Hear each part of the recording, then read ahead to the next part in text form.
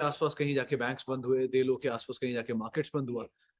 In total PSU banking का दिन था। अच्छी खरीदारी आज पूरे पीएसयू बैंकिंग बास्केट में देखने को मिली। रादर वो पीएसयू बैंक ज्यादा चले जहां पर वैल्यू ज्यादा थी या फिर छोटे टिकट साइज के स्टॉक थे। तो तमाम वो शेयर जैसे कि bank of Maharashtra, UCO bank, union bank, IDBI, सब में एक अच्छी तेजी आज के सत्र में बनते हुए दिखाई पड़ी। इनफैक्ट एफ के टॉप गेनर्स में भी आपको या तो दिखाई पड़ेंगे कुछ डायग्नोस्टिक कंपनीज जहां पर थायरो केयर में खरीदारी थी या फिर बाकी डायग्नोस्टिक कंपनियों में खरीदारी थी। एम जैसे स्टॉक जहां पे एग्री पैक में एक अच्छा मूव आता हुआ दिखाई पड़ा। कैश मार्केट से वीएसटी टेलर जैसे स्टॉक्स में खरीदारी थी। और तमाम पीएसयू बैंक्स जिसमें Canara bank, Indian overseas bank, ये कुछ ऐसे बैंक हैं जहां पर अच्छी खरीदारी का दौर बनता हुआ दिखाई पड़ा। सिलेक्टिव आईटी में खरीदारी तो नहीं, लेकिन हाँ मोलेस flat flat to positive side पे कामकाज हो रहा था। इसके अलावा अदानी समूह के शेयरों में थोड़ी बहुत खरीदारी थी, 1-1.5% के आसपास के अपमूव वहां पर आते हुए दिखाई पड़े। आईटीसी कुछ हद तक सपोर्ट कर रहा था मार्केट को। टाइटन में खरीदारी थी, ऑलमोस्ट 3 लाख करोड़ के आसपास मार्केट कैप पहुंचते हुए दिखाई पड़ी। 2,97,000 crore to be very precise वहां पे मार्केट कैप रही। और न्यूज फ्लोज का इम्पैक्ट था कुछ कुछ स्टॉक में, जैसे कि टाटा स्टील में आज खबर आई फर्स्ट हाफ में कि एक बड़ा करार किया उन्होंने, वीकेंड पे खबर आई थी। तो पहला रिएक्शन था 1-1.5% के आसपास का, बाद में वहां पर भी फिजल आउट होता हुआ दिखाई पड़ा। आईटी फर्स्ट हाफ में थोड़ा प्रेशर में था, सेकंड हाफ में थोड़ी सी रिकवरी के साथ जाके वो कहीं बंद होता हुआ दिखाई पड़ा। इसके अलावा ऑर्डर्स थे, रिस्पॉन्सिव इंडस्ट्री ऐसी कंपनियों को ऑर्डर मिले तो उसका एक रिएक्शन वहां पर आता हुआ दिखाई पड़ा। सो न्यूज फ्लोज को मार्केट पिकअप कर रहा है और बड़े ट्रिगर्स को अवेट कर रहा है, जैसे कि फेस्टिव चीयर। तो फेस्टिव रिलेटेड कंपनियों में अब पिकअप आना शुरू हो ही गया है। सो टाइटन उसी का एक एग्जांपल था, या मान्यवर जैसे स्टॉक जहां पर आज एक अपमूव आते हुए दिखाई पड़े थोड़े बहुत। लेकिन अदरवाइज मार्केट्स में ट्रिगर का सोफार अभाव है, और पीएसयू बैंकिंग और पीएसयू अदरवाइज बहुत बढ़िया तेजी में है। पीएसयू की अगर बात करूं, पीएसयू बैंक्स की, तो अपने नए ऑल टाइम हाइस पर पीएसयू बैंकिंग इंडेक्स आज पहुंचता हुआ दिखाई पड़ा। वो 2010 के बाद सबसे बड़ी तेजी आज आपको दिखाई पड़ी है। तो 2010 वो टाइम था जबकि पीएसयू बैंक्स में मेजरली ऑल टाइम हाइस बने थे, और उसके बाद अब मतलब करीब 13-14 साल बाद जाके कहीं ये अपमूव आते हुए दिखाई पड़े। और उसमें भी सिलेक्टिव स्टॉक्स में मूव है, जिसमें मिड कैप बैंक्स को आप पहले प्रेफरेंस दीजिए। लार्ज कैप बैंक्स में उतना मूव नहीं है। एसबीआई आज भी 605-607 है, 630 इसका ऑल टाइम हाई है। या फिर पीएनबी अभी भी 77 रुपए के आसपास है, होगी उसका ऑल टाइम हाई करीब 150 रुपए के आसपास है। और बीओबी भी इवन अपने ऑल टाइम हाई से काफी दूर है। सो बाइंग है सिलेक्टिव पीएसयू बैंक्स में, इसमें मिड कैप ज्यादा चल रहे हैं। और आज पीएसयू में ही बाइंग थी, जैसे कि पावर ग्रिड अच्छी खरीदारी में कामकाज कर रहा था, क्योंकि वो बोनस के एक्स शेयर भी आने शुरू हो गए। और अदरवाइज भी अपमूव है तो बीईएल, एचएएल, बीएचईएल, पीईएमएल, ये सब स्टॉक में भी आज एक अपमूव आता हुआ दिखाई पड़ा। हालांकि अपमूव बहुत बड़ा नहीं था, 1-1.5% के आसपास की तेजी वहां पे बनते हुए दिखाई पड़ी। लेकिन ओवरऑल आज का जो फ्लेवर और थीम था वो कुछ हद तक PSU companies and PSU banks थे। एंड सेकंड थीम अगर आप कुछ ढूंढेंगे तो उसमें केमिकल था सिलेक्टिव। इसमें कुछ लिमिटेड केमिकल स्टॉक्स में अपमूव था। नियोजन में तेजी थी। टीजीवी स्टैक में खरीदारी थी, तो स्मॉल कैप केमिकल कंपनीज ने यहाँ पे खरीदारी थी। या फिर एग्री कम्युनिटीज में ये सब वीएसटी टिलर वगैरह चले, एस्कॉर्ट्स थोड़ा बहुत चला, एम चला। या फिर डायग्नोस्टिक कंपनी यहाँ पे खरीदारी है। इसमें विजया को छोड़ दीजिए, कृष्णा को छोड़ दीजिए, बाकी सब में आज खरीदारी आते हुए दिखाई पड़ी। तो वहाँ एक नोट भी है प्राइस हाइक का, और उस नोट को भी बाजार ने आधार मान के वहाँ पे खरीदारी बनते हुए दिखाई पड़ी। चलिए अब सवाल आपका सिलसिला शुरू कर लेते हैं और बातचीत कर लेते हैं कुछ सवालों को लेकर भी, जहां पर यूट्यूब और फेसबुक दोनों के सवाल जो आए हैं। तो सबसे पहला सवाल है, can I switch Jubilant food with Mrs Bector food at CMP? मेरे ख्याल से तो नहीं करना चाहिए। अब तो जुबिलेंट में अपमूव आया है। एक लंबे अंतराल और 630 का ब्रेकआउट था इसमें। 530, हाँ 530 का ब्रेकआउट, जिसके बाद तो जानकार मान नहीं खरीदारी करे चल सकते हैं। तो वो तो एक ट्रिगर है ही, इसको आधार मान के आप एटलीस्ट तो बने रहो। प्लस क्यूएसआर स्पेस में ज्यादा better deal obviously Jubilant food है, डोमिनेंट प्लेयर है, 72% मार्केट शेयर ओन करते हैं। और क्रेडिबल कंपनी, पुरानी हिस्ट्री भी है 2010 की लिस्टिंग से। सो ज्यादा नंबर वाइज भी। और आज एक और अच्छा ट्रिगर भी आया है जुबिलेंट फूड को ही लेके, जहाँ पे एक नया मैनेजमेंट चेंज है। वो फ्राइडे को एक पीस भी हुआ था कि जहाँ जहाँ मैनेजमेंट चेंज है वहाँ वहाँ पर एक बड़ा रिएक्शन आता हुआ दिखाई पड़ा है। सो उसी को ही अगर कैरी करूँ तो आज जुबिलेंट फूड में एक नया मैनेजमेंट चेंज की भी खबर थी। जो एग्जिस्टिंग मैनेजमेंट आए हैं वो पेप्सी को जैसी कंपनी से या फिर रिलायंस रिटेल जैसी कंपनी से होकर आए। सो चेंज ऑफ गार्ड है, बड़ा ट्रिगर बनेगा जुबिलेंट के लिए। तो इसलिए आज मेरे ख्याल से बने रहना ज्यादा बेटर है। हालांकि मिसेस बेक्टर में भी खराबी नहीं है कोई, लेकिन वो आउटसोर्स प्लेयर है majorly. Mrs Bector into directly अगर डील करते हैं तो सॉस वगैरह में है, बड़े प्लेयर्स जैसे मैकडोनल्ड, KFC, टैको बेल्स, इनके आउटसोर्स प्लेयर है। प्लस वो बिस्किट्स में मेजर काम काज है उनका, और उसमें भी बेकरी एंड बिस्किट में, उसमें भी वो कैडबरी के आउटसोर्स प्लेयर है। सो कंपेरेटिवली अगर आप देखो तो QSR में ज़्यादा बड़ा नाम आपको डोमिनोज दिखाई पड़ेगा। डोमिनोज मास्टर फ्रेंचाइजी है जुबिलेंट फूड की। और ये दूसरी तरफ मास्टर फ्रेंचाइजी नहीं है, लेकिन आउटसोर्स प्लेयर है मल्टीपल के, तो मार्जिन पिक्चर उनकी ज़्यादा बेटर है कंपेरेटिवली इनके। सो इसलिए एक बार अभी उसी में बने रहो, बाकी we'll see to it going forward numbers के हिसाब से। Okay, CSC fresh entry at 90, Bajaj consumer holding from 212, what to do? Bajaj consumer तो आप होल्ड करो सर, और CSC में फ्रेश एंट्री में यील्ड खत्म हो जाता है। अगर आप 64-63 पे जा रहे थे तो आपका यील्ड था 5.5% के आसपास का। 90 पे यील्ड आपका 2.5%, 3% के आसपास रह जाएगा। सो यील्ड वाला पार्ट खत्म हो जाएगा। यील्ड अगर आपको चाहिए, डिविडेंड ही अगर आप पे कर रहे हो, तो सबसे बेटर यील्ड अभी तो सो फार मेरे ख्याल से ओरेकल की ही चल रही है। 4.5% के आसपास अगर कहीं मिलेगी। अगर वेदांता अपना डिविडेंड पे ऑफ को कंटिन्यू करता है, जो पिछले 1 साल में उसने किया है हिंदुस्तान और वेदांता में, तो एक बार को 9% के आसपास यील्ड उसकी बैठनी चाहिए। लेकिन अभी तक तो वहां से कुछ आया नहीं। सो PSUs में REC, PFC, कोल इंडिया, पावर ग्रिड, इनकी यील्ड बेटर थी, वो वाइप आउट हो गई गेन की वजह से। तो जो 6%, 8% की यील्ड तक पहुंच गए थे REC, PFC, वो घट के 2, 2.5, 3% की रेंज में रहेगा। और अगर उनको देखेंगे, बैंक्स में भी यील्ड है नहीं। सो डिविडेंड प्लेयर अगर आप पेयर देख रहे हो तो फिर ओरेकल ही बचता है IT में, या IT कोई भी कंपनी। लेकिन डिविडेंड की अदरवाइज देख रहे हो तो थोड़ा करेक्शन ज्यादा बेटर है। एक स्पाइक है। हालांकि गोयनका ग्रुप में मुझे लग रहा है कि सिचुएशन पहले से बहुत बेटर होगी। सो अगर आप उस ग्रुप में कुछ पिक करना चाह रहे हो तो ऐसा कोई खराबी नहीं कर सकते अदरवाइज। ओके, PNB में क्या करें? 2 साल बाद 70 क्रॉस किया है, रखें या सेल करें? अनिल जी, 77 पे आज कहीं क्लोजिंग हुई थी, तो दो तरह के थॉट प्रोसेस हैं। अभी मैं किसी से डिस्कस ही कर रहा था कि पिछले 12 साल में जो PSUs की एक इंडेक्स की CAGR है, वो सिर्फ 1.5 से 2% है। यानी कि एनुअल बेसिस पे जो ग्रोथ रेट आया है PSU बैंकिंग इंडेक्स का, 2011 में लिस्ट हुआ था तब से लेके अब तक, वो करीब करीब 2%। इसका जो बेस्ट परफॉर्मर है पूरे PSU बैंकिंग का, वो है SBI। उसका है 7.7%, 8% क्या रहा। लेकिन निफ्टी के सबसे अंडर परफॉर्मर स्टॉक में उसका नाम आता है इसी ड्यूरेशन। तो 8% की CAGR से PSU का बैंक स्टॉक चल के गया है पिछले 1 साल, कई सालों, मतलब 13-14 सालों। उसमें SBI, उसमें बैंक ऑफ इंडिया और बैंक ऑफ बड़ौदा, दो और शायद नाम है जो कि पॉजिटिव CAGR में, बाकी सभी मोरलेस नेगेटिव साइड पर। अब उसकी ये तो एक पार्ट है। दूसरा पार्ट ये है कि कुछ चीजें रिवाइव हो रही हैं, इन लोगों की प्रोविजनिंग लोअर साइड पर है, कोई बड़ा NPA नहीं है। सो फार सिचुएशन स्टेबल है, किसी जगह से कोई ऐसे लोन की अदायगी की दिक्कत नहीं है। तो इसलिए भी पब्लिक को लग रहा है कि तेजी रहेगी शायद अभी यहाँ पर, तो आप बने रहो, पहली चीज तो। बट अब आपका जो तेजी है वो कैप है, क्योंकि आप 70 रुपए में हमने लिया है, 77 चल रहा है, 10% गेन आप ऑलरेडी आए हो इतने सालों बाद। सो अब यहाँ से ना थोड़ा ट्रेल करना है इसके अपने स्टॉप लॉसेस को। और जैसे जैसे आपको तेजी मिलती जाए PSU बैंक्स में, वैसे वैसे स्टॉप लॉसेस को फर्दर ट्रेल करते हैं। एक रीजनेबल अमाउंट 100, 125 कहीं पहुंच जाए, तो आप थोड़ा सा उस समय पर प्रॉफिट्स को टेक करके निकल सकते हो। लेकिन तब तक के लिए एटलीस्ट आप अभी तो बने ही रहो, और धीरे धीरे अपने स्टॉप लॉस ट्रेल करना। ये बात सही है कि बहुत लंबे अंतराल के बाद PSUs ने ये भाव दिखाए, तो बाकी सब ऑल टाइम हाई पर है, तो ये भी होने ही चाहिए अकॉर्डिंगली। बट नंबर भी सपोर्टिव है, लास्ट क्वार्टर के 3 क्वार्टर के नंबर अच्छे थे PSU बैंक्स के, और अभी भी अनुमान है कि शायद प्रोविजनिंग राइट बैक आ सकता है गोइंग फॉरवर्ड। तो बेटर ये कि अभी तो बने रहो, एंड अकॉर्डिंगली आगे चल के कॉल लेते हैं, जैसे नंबर्स आते हैं उसके हिसाब से। अभी कहाँ पैसे लगाए मार्केट में? ऑल टाइम हाई पे बालू सर आपको पैसे लगाने। सिलेक्टिव केमिकल, QSR एक ऐसा स्पेस हो सकता है जिसको आप देख सकते हो। And then comes festival theme, इसको आप पिकअप कर सकते हो। फेस्टिवल में भी वो स्टॉक जो नहीं चले तो उनको आधार मानना, प्लस लार्ज कैप में वो नाम जो बहुत ज़्यादा चले नहीं, टूटे हुए ज़्यादा है। इसमें UPL ऑफ कोर्स आता ही है। तो इस तरह के कुछ नाम जो जहाँ सेफ है सेट ज़्यादा, मतलब आप हायर तेजी की बजाय जहाँ बॉटम के करीब जो काम काज कर रहे हो उनको पहली प्रेफरेंस देना, और उसके अकॉर्डिंग यहाँ पे इन्वेस्ट करना। और जहाँ नंबर थोड़े स्टेबल, ऐसे नहीं कि लॉस ही लॉस हो और आप उसमें चले जाओ। सो स्टेबल प्रॉफिट के साथ, या मतलब बहुत ज़्यादा इनके नंबर जैसे ऐसे पोल्ट्री स्टॉक्स हैं, उनमें ऑलरेडी डाउन साइड आ चुका है नंबर्स के बाद। तो वेंकीज के लास्ट क्वार्टर के नंबर खराब थे, टूटा।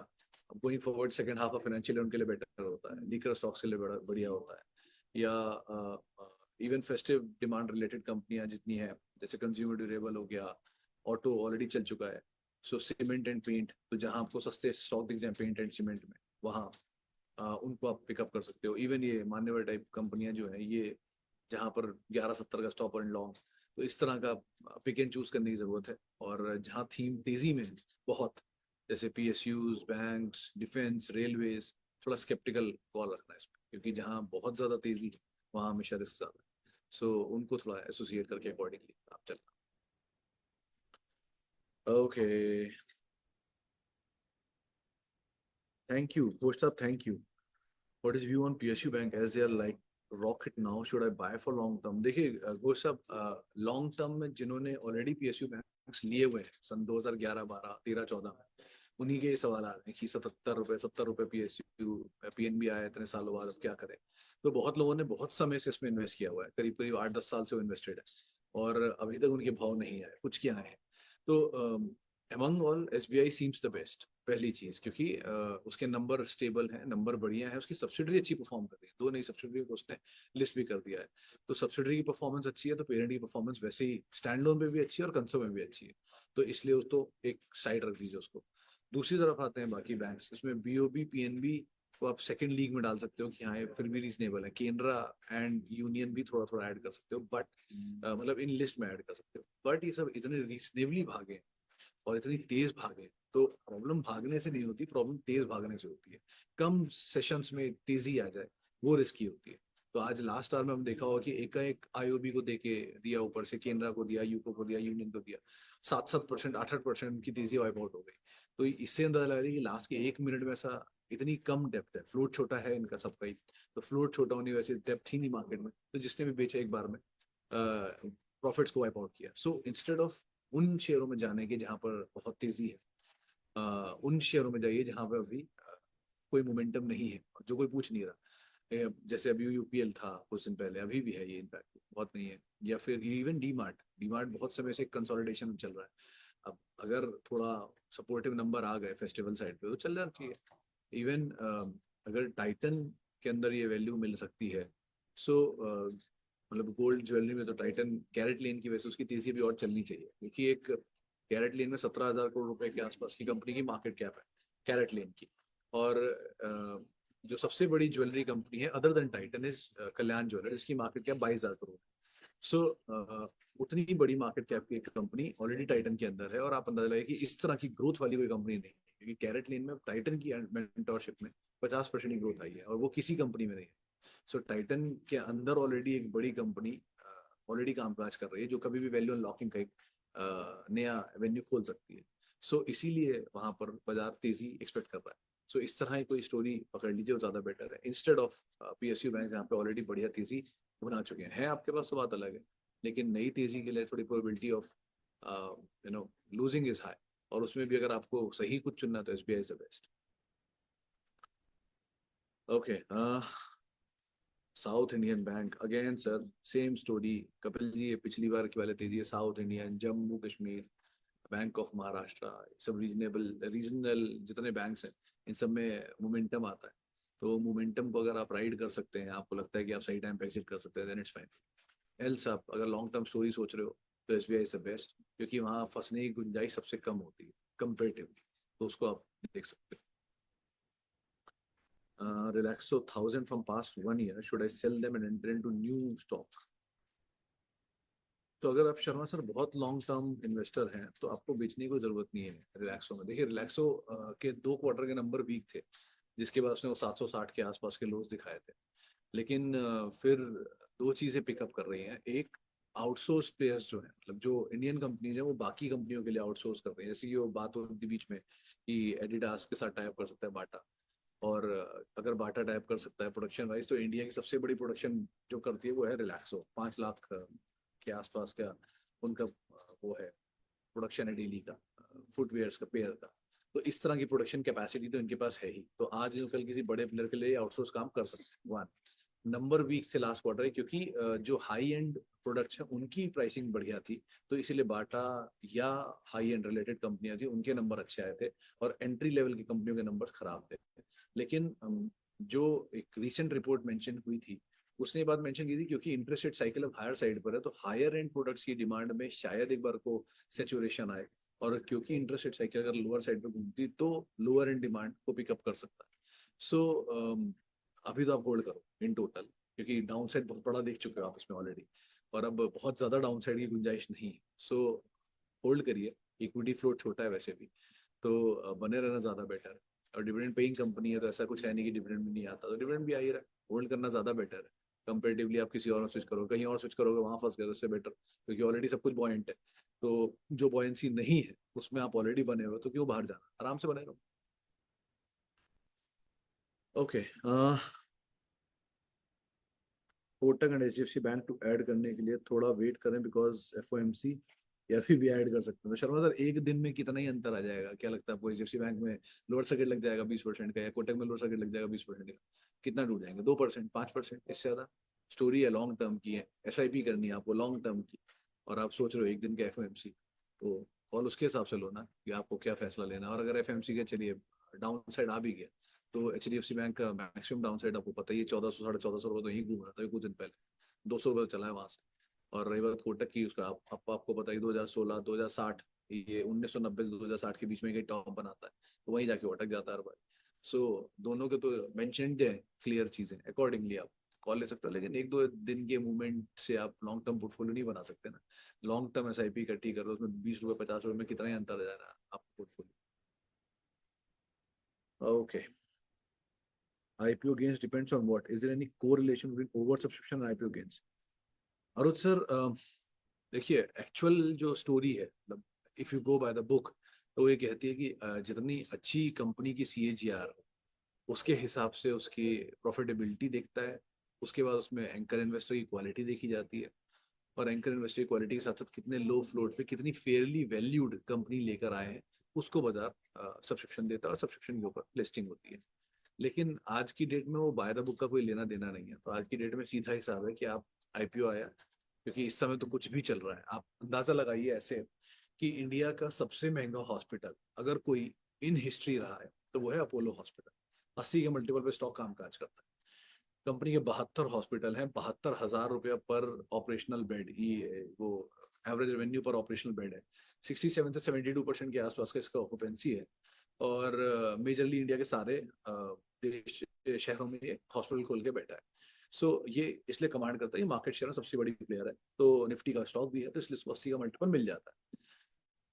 हाँ, वो जुपिटर का हॉस्पिटल का जो IPO आया, इसके 3 हॉस्पिटल है। पहला है इसका थाने में, दूसरा है इसका इंदौर में, तीसरा इसका है शायद एक जो खुलने वाला है वो। तो 3 हॉस्पिटल हैं इनके, नहीं एक पुणे में, सॉरी 3 पुणे में, एक पुणे में, एक इंदौर में, और एक थाने में, और एक अपकमिंग हॉस्पिटल है इधर ही बॉम्बे में।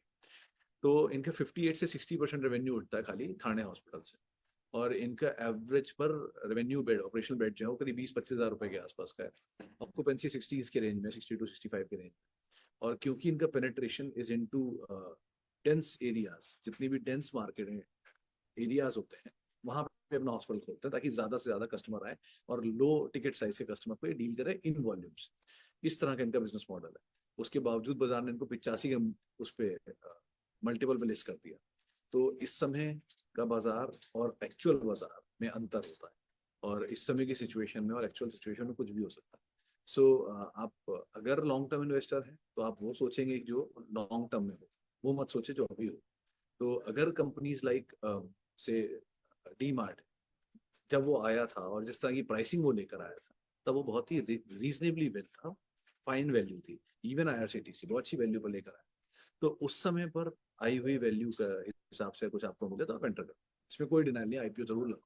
लेकिन अगर आप लिस्टिंग गेन के लिए जा रहे हो और ये तरह की चीजें मिल रही हैं, तो आराम से लिस्टिंग गेन और निकल जाओ, एटलीस्ट कैपिटल तो निकालिए, वो पहली प्रायोरिटी रखो। Adani Total Gas, Ingredient and Jubilant Food. Same, sir. Ingredient 376, 79, sorry. Maximum 75, 375 का stop and hold. And food में भी इवन आप अब तो होल्ड ही करो, उसमें कुछ ऐसा है नहीं, क्योंकि जो वर्स्ट था डिस्काउंट हो गया, मैनेजमेंट का जाना था बस, वो डिस्काउंट हो चुका ऑलरेडी। सो नंबर यहाँ से अब पिकअप करने चाहिए, इस नहीं तो अगले क्वार्टर तो 100% पिकअप करने चाहिए, तो अभी तो होल्ड करो उसको। एंड थर्ड वन वो अदानी ट्रांस आई थिंक, तो अगर अदानी ट्रांस था तो उसके अंदर आप 760 का स्टॉप लेके उसमें बने रहो। अदानी में कुछ ढूंढ रहे हो तो अदानी पावर एंड ट्रांस इनके नंबर्स पिकअप कर गए थे। एंड अदानी पोर्ट, ये जीएसडब्ल्यू इंफ्रा का जो आईपीओ आ रहा है, ये एक री रेट पॉसिबिलिटी दिखा सकता है पोर्ट को, क्योंकि अदानी पोर्ट के पास करीब 12 पोर्ट की एक्सेस है इंडिया में। 12 ऑपरेशनल पोर्ट्स पे कंपनियां कामकाज है, और अदानी जीएसडब्ल्यू इंफ्रा के पास 2 पोर्ट पे अभी कामकाज है। और ये आईपीओ लेकर आ रहा है करीब 34 या 37 के मल्टीपल पर डेट रिपे करने के लिए। और अदानी पोर्ट कंपेरेटिवली सस्ता है उससे, और ज्यादा पोर्ट एक्सेस है 1/3 प्रॉफिट का।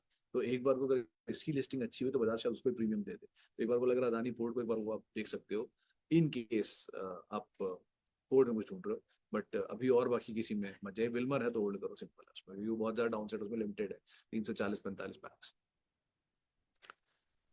ओके, कोल इंडिया टारगेट 340, मतलब मुझे आइडिया नहीं है, अगर आपका टारगेट तो हो सकता है हो, लेकिन अभी के लिए तो फिलहाल ये अपने ऑल टाइम हाई को भी नहीं हिट कर पाया।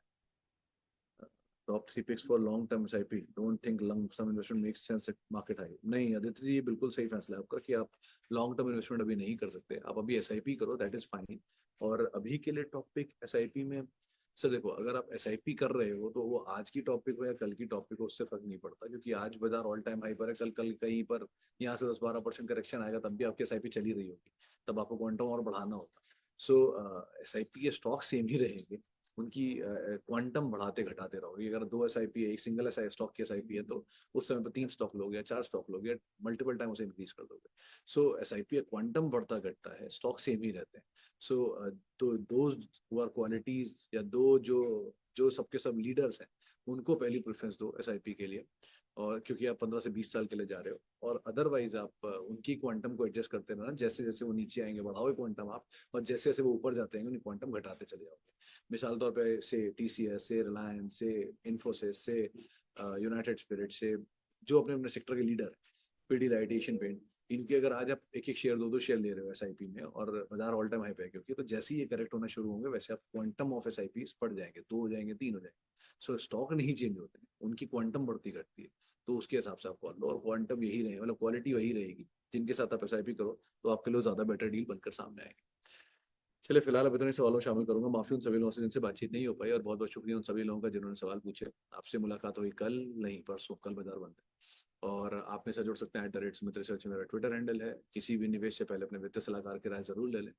और आप सीएनबीसी आवाज के यूट्यूब और फेसबुक पेज पे रोज 3:30 बजे जुड़ सकते हैं।